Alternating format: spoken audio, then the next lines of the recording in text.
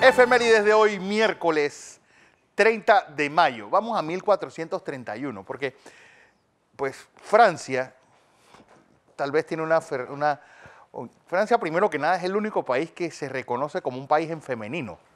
Claro, ¿eh? Por ejemplo, Madeleine, esa figura de la muchacha con los pechos descubiertos cargando la bandera, es como la simbología de la patria. Bueno, su gran heroína también es una mujer, Juana de Arco, Jeanne d'Arc, pues quemada en Rouen, en este pueblo, pues en medio de la guerra de los 80 años entre ingleses y franceses, pues traicionada, una mujer que decía que venía, bueno, sus escritos o las personas que la identifican, pues alguien que, las crónicas decían que alguien que oía la voz de Dios, pues inspirándola para luchar por su país. Bueno, en estas épocas yo creo que hubiera tenido un final distinto al de la hoguera y más cerca al área de Juan Díaz, pero en fin.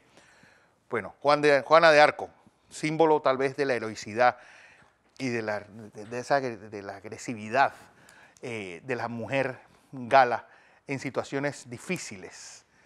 Pues sería inspiración también de muchas mujeres durante la ocupación nazi, donde pues, y sobre todo en la Primera Guerra Mundial, donde la mujer, pues cuando se decide ir a las fábricas, trabajar turnos de 11 horas, 7 días a la semana, atender casa, irse a trabajar al campo, pues se inspiró y se invocó mucho la figura de Juana de Arco. Tanto así que en 1920 la Iglesia Católica decide hacerla santa. Y aquí, bueno, el batallón del Colegio La Salle, pues debido a eso, ya que los muchachos que se fueron a pelear a Coto, pues lleva ese nombre, inspiración también de los curas franceses. Vamos a 1815, porque tal vez el gran epítome del dictador latinoamericano da su primera aparición en un lugar, pues, donde menos se sospecha, en Paraguay. Pues, y un día como hoy, este energúmeno, Gaspar Rodríguez de Francia, se proclama no solamente presidente vitalicio, sino jefe de la Iglesia Católica Paraguaya. Ojo, este hombre, pues, sirvió de inspiración para tal vez uno de los libros que al día de hoy, uno de los 4 grandes libros junto al señor presidente, junto al Otoño del Patriarca, pues que describe mejor al dictador latinoamericano. Pues Augusto Roa Bastos escribe sobre Yo el Supremo. Y este hombre cómo recibía a la gente, él de espaldas sentado en un diván, pues sin tener que darle la cara a nadie, pues dictando sobre la vida y la muerte en Paraguay. Y ahí, bueno, esa deformación del dictadorzuelo latinoamericano, pues durante todo el siglo XIX y como preparación a lo que nos vendría en el siglo XX, que ahí sí había que darle de comer aparte a varios de ellos. Vamos a 1904, porque un día como hoy se da el natalicio de un hombre que vale la pena, pues, estudiarlo desde lejos y darse cuenta de la grandeza que tuvo como presidente. Ernesto de la Guardia Hijo. Es un hombre que lo raro es que era estudiante del Colegio La Salle y su papá lo saca de La Salle y lo pone en el Instituto Nacional para que tuviera ese roce y esa irrigación intelectual.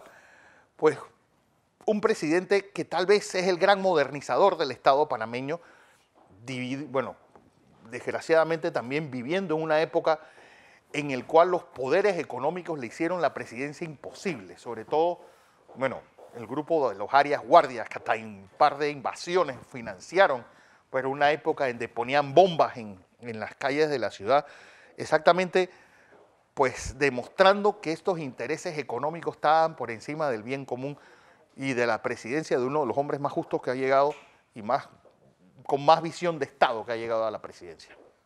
Como dije, alguien que había que verlo desde fuera, pues un historiador, miembro de la Academia Panameña de Historia, pues un periodista y presidente de la República, pues en un momento en el cual, pues un punto de inflexión en la historia latinoamericana. No olvidemos que durante su presidencia no solamente se dieron 2 invasiones en Panamá, sino que estaba pues en ebullición la Revolución Cubana y y este proceso de transformación de la gorilera que había estado pues, a la sombra de Eisenhower pues, a gobiernos democráticos en los años 60.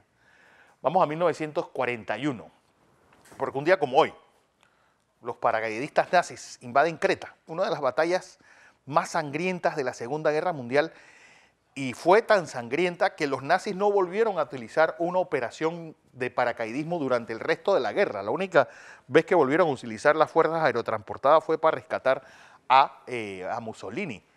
Y pues una operación militar aerotransportada contra soldados ingleses y neozelandeses en esta isla, y que Anthony Beevor, al que le interese un poco más, la describe pues fenomenalmente en su libro que lleva el nombre de Creta. Vamos a 1989, porque en medio de ese régimen alegre de Deng Xiaoping, que se pensaba que China al fin y al cabo iba a ser una democracia y que iba a convertirse pues, en otra cosa, pues incluso los estudiantes hacen esa estatua se llamaba la diosa democracia. Pues dicen que uno debe jugar con la cadena pero no tocarle el rabo al tigre. Bueno, aquí le tocaron el rabo al tigre y Deng Xiaoping mandó a las tropas a parar de en seco esta revolución estudiantil que, no olvidemos, se da en medio de todo lo que estaba pasando en Europa Oriental de la caída del muro.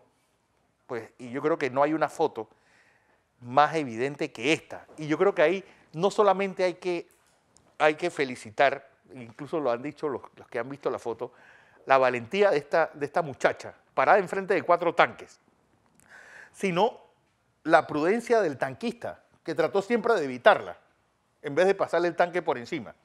Una represión que al final terminaría con un saldo entre 800 y 2.500, y China nuevamente cerrando, pues con la llave de la historia, pues cualquier tipo de apertura democrática al mismo nivel que una apertura económica, como estaban haciendo esas reformas de Deng Xiaoping.